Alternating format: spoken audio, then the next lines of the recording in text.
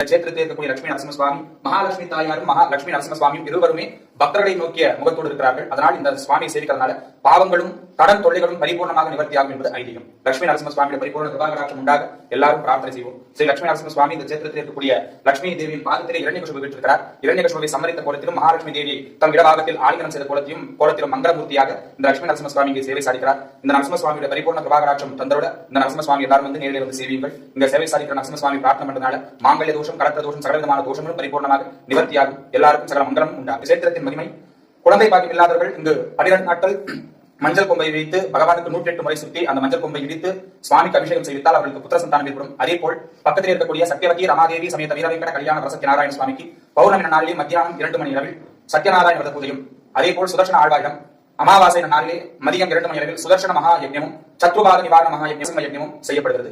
சனிக்கிழமை சுவாமிக்கு விசேஷ அபிஷேக அலங்கார பூஜைகள் செய்யப்படுகிறது.